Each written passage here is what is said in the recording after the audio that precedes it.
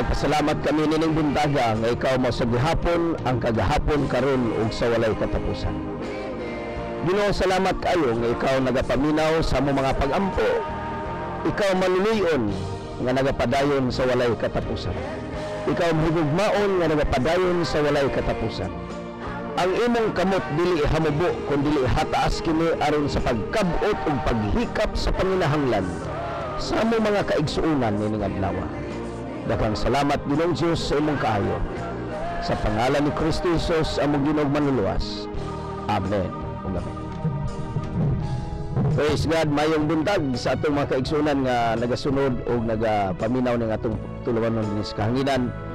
Pinaagi ni atong programa Worship on Air. Kini si Pastor Rudy Isik, ang Senior Pastor sa Throne of Grace Global Fellowship, mao ang korman ning maong programa. Kumusta nga ito mga kaigsunan sa Visayas, diya sa Bohol, sa Negros, sa Siquijor. Salamat sa Ginoo diya sa Dumaguete, sa Cebu. Ang atong programa nagaabot-abot mga kaigsunan. Kagahapon, ang atong Biyernes sa gabi mga kaigsunan, ang akong bata si Miss Pajin Isik mga kaigsunan, migikan siya, paingon sa Butuan kay paingon sila sa Giwan, Lite. O nagadala siya ni atong gitawag og Yolanda nga contributions kaning relief goods, mga plastic chairs nga para sa simbahan dito sa Giwan atong gipadala. Og unya nining adlaw siguro paingon na sila sa Giwan. So mo na nga atong pasalamatan ang mga donors, ang mga kaigsuonan nga ni Sanong, no, dugay ni nahatod tungod kay nabisi kita sa Lakaw. Pero nakahatod na ta, nakaadto na ta sa San Remigio sa Cebu o sa Camotes Island. O karon ato nang giadto ngadto sa Giwan, sa Samar, Giwan, no. Salamat sa Ginoo ang ato mga kaigsuonan nagapadayon, no, nakapadala kita dito mga hinabang. Pag Yolanda, pagka after 3 days nakapadala kita og mga 4 ka sako nga rice o 7 ka sako nga kining mga reliefs, no, mga used clothings o usa ka sako nga noodles. Salamat sa Ginoo katong tanan mga kaigsuonan sa mga kaigsuonan nato sa Cagayan, no, nagapadala sila og unya ato kining padala paingon dito sa Giwan. So dalaygon ang Dios nga nakatabang kita sa mga kaigsuonan nga na biktima sa Yolanda. Tong kining hisgutan og usab tungod kay niining si manahona doon na kita gipasunod ang second batch nato nga pagpadala para sa mga churches dito mga kaigsuonan. So kining tanan gikan kini sa atong mga kaigsuonan nga naga-contribute bisag ginagmay basta kay nakatabang nahimong dako-dako sa diha nga matigom kini. So salamat kayo nga ang Ginoo magapanalangin kaninyo. Mga kaigsuonan, nagapadayon kita sa pagtabang sa mga kabataan nga naa sa garbage site kaniadto diha sa Santiago, pinagi sa pagpadala nato kanila sa eskwelahan. Og salamat sa Ginoo natong unom ka bata nga gi-sponsoran sa usa ka negosyante, dili magpasaba sa iyang pangalan, pero atong gipadala og naa sila kauban kanato, no? Og salamat usab sa commitment sa atong igsuon sa napulo ka bata nga iyang tabangan para sa ilang gitawag og tuition fees kanang ila ang whole year nga bayaran, no? Siguro mga kapin na sa 500, 520. So salamat kaayo, Attorney Kim ko, nga ikaw nga panalangin na nagapanalangin sa mga kabataan nga nasa garbage site.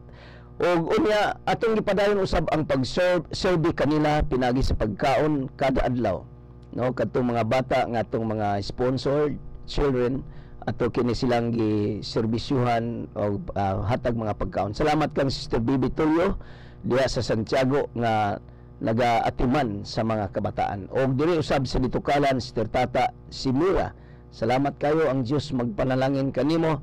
Diri sa Mangga mga kaigsunan, si Sister Grace Ronulo nagaatiman sa mga bata. Og dito usab sa Bernales, Pastor Efren and Lida Tiro. Og diha usab sa naibag-ong na open, unom na ka feeding centers ang karon mga kaigsunan nga ato ang ginaatiman. Og diha usab sa Nunukan, si Runalyn Plaza ang nagadumala mga kaigsunan. So kining unom ka sites nato sa atong feeding centers, nagapasalamat kita sa mga kaigsunan nga nagapadala og mga rice uban pa sa finances para makapadayon kining ministeryo mga kaigsunan sa community transformation sa Throne of Grace Global Fellowship. So alang sa atong Bless Iligan movement sa mga kaigsunan, God bless you. Thank you kang Sister Queenie Limpag sa iyang pagdumala sa Bless Iligan movement. Ang Ginoo magpanalangin kanimo. Moto kita sa mensahe sa pulong sa Dios. Sa di pa kita mo adto makaigsunan, imbitahon kanako ning adlaw, no, diha sa Throne of Grace Global Fellowship. Nimutan kini sa may Gonzales Simino Building 4, Tubod Highway, Iligan City. At bang kini sa may Price Plaza kaniadto karon Robinson na kana, sugod na sila building mga kaigsunan. So welcome ka, last 9 magsugod karong buntag. Sa Wednesday 6 o'clock ta magsugod diha sa Throne of Grace Global Fellowship. Dali lang ni tultulon, the same building nga giabangan sa Pag-ibig Office o sa PhilHealth. Nata sa 4th floor, saka lamang na mga ushers nga magahulat kanimo, magtumbaya kanimo. Nitong miagi nga Domingo doon na kita yung mga bisita nga nagapaminaw sila ning maong programa. Welcome ka sa Throne of Grace Global Fellowship. Ayaw kalimot pagkikita kanako, no, diha sa panagtigom human sa itong pagwali, pagministeryo, pagkikibalag unya kanako. Malipay ko nga makikistorya ka nga listener ka dinhi sa radio station sa RMN DXIC Iligan. Salamat sa Diyos. Matuta sa mensahe sa pulong sa Ginoo igsoon dinhi sa Santiago kapitulo 5 bersikulo 15 ug 16. Ang maong pag-ampo nga idubanan sa pagtuo makaayo sa maskiton. Ang Ginoo mopahiuli kaniya sa maayong panglawas ug mopasaylo sa iyang mga sala. Busa pag sinugiray kamo sa inyong mga sala ug pag-ampo alang sa usag-usa aron kamo mga ayo ang pag-ampo sa tao nga matarong dako o kahimuan. Ang Ginoo magpanalangin siyang pulong. Ang pag-ampo nga may gahom mo kini gipangandoy sa daghang mga tao, kanang may epekto, may gahom ang iyang pag-ampo. Pero sumala pa sa bersikulo 15 mga kaigsunan, kung kita mag-ampo sa masakiton, unsa nga pag-ampo nga makaayo niini. Matud pa sa balaang kasulatan, ang pag-ampo nga inubanan sa pagtuo. Unsa man kining pag-ampo nga inubanan sa pagtuo? May panahon nga nagaampo ang tao tungod kada bati niya ang emergency or urgent. Kanang gitawag ba og pareho nining gitawag ambulance. Kung dunay ambulansya gani nga magngaw-ngaw na gani na, dunay emergency. No, sayang atong pag-ampo parang ambulansya. Kung naanay mga emergency, diha pa kita mutudo sa mga pag-ampo, mutudo sa pag-alagad sa Dios. Apan kung walay mga emergency, kung walay mga problema, pakiwala lang. Mga kaigsunan, ang gusto sa Dios nga may pagtuo. May emergency o wala, na kita sa pag-alagad sa Dios, na kita sa pag-ampo. Kay ang pag-ampo nga inubanan sa pagtuo, makaayo sa masakiton. Makaigsunan dili tungod sa emergency, kung dili nagatuo kita nga naay Dios nga atong giampuan, amahan nga nagbuhat sa langit ug sa yuta, lakip na niini ang tibuok tang mga panglawas atong mga nerves, tissues sa mga cells sa atong body. Ang Dios mo'y nagahimo nini. So sa pag-recognize, sa pagpasalamat sa Dios, sa tanang panahon, kinahanglan nga kita mag-ampo nga inubanan sa pagtuo, mga kaigsunan. Tingalig na biktima kita, mga kaigsunan, sa kalaay, discouragement. Tingali may landong sa pag-atras ang imong pagtuo. Apan dasigon ko ikaw higalag igsuon, padayon sa pag-ampo nga inubanan sa pagtuo. Ngano, kini moo'y makaayo sa masakiton. Ang pag-ampo nga inubanan sa pagtuo, dili emergency, kundi kada adlaw, gihimo ta ang pag-ampo ngadto sa Dios, mga igsoon. Unsa man ang duha ka butang nga himuon sa Ginoo sa usa ka tawo nga may sakit, kung may pag-ampo uban gayud sa pagtuo, atong basahon pag-usab ang bersikulo 15. Ang maong pag-ampo nga inubanan sa pagtuo makaayo sa masakiton. Ang Ginoo mo pahiuli kaniya sa maayong paglawas ug mo pasaylo sa iyang mga sala. Duha ka butang igsoon ug higala ang himuon sa Dios sa diha nga ang tao mag-ampo nga inubanan sa pagtuo, makaayo man kini sa masakiton. No, matod pa sa balaang kasulatan, ang Dios mo pahiuli kaniya sa maayong panglawas. Thank you, Lord, for the complete recovery. Makarecover ang tao nga naa sa mga pag-ampo. Ang tao nga naa sa mga pag-ampo, dunay paglaom. At dunay say madawat gayud gikan sa Ginoo. Mga kaigsuunan, mo kini ang gitawag og pag-ampo nga inubanan sa pagtuo. Dunay ipasiguli sa Dios ang maayong panglawas ang kinabuhi. Galag igsuon, tingali og dugay ng panahon nagapangandoy ka nga makarecover.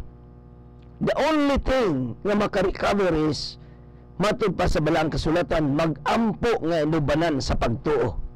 Ayaw na itong pag-ampo nga murag ambulansya nga kung dunay emergency moray siyagit, mura og balay nga pag-abot sa bagyo mo pay pagtuko, mo pay paglig-on, mo pay pagpanday para di matumba.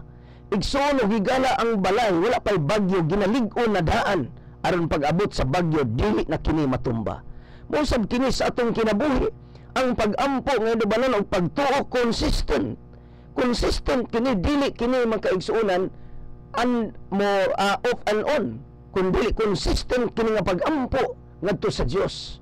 Dili lang emergency, dili lang kay dunay panginahanglan, kundi everyday duna kita gitawag og pagtuo sa Dios diha sa mga pag-ampo nga makaayo sa maskiton.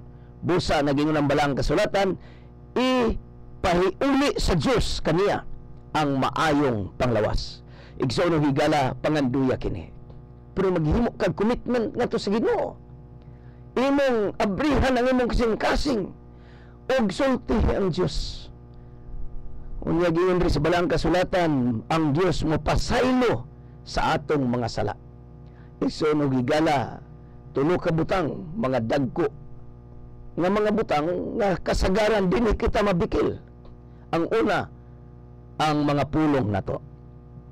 Usahay kung doon na tayo mga testimonyo, atong gipalabanan, atong gipakapinan ang atong mga testimony para mapaanindot og maayo.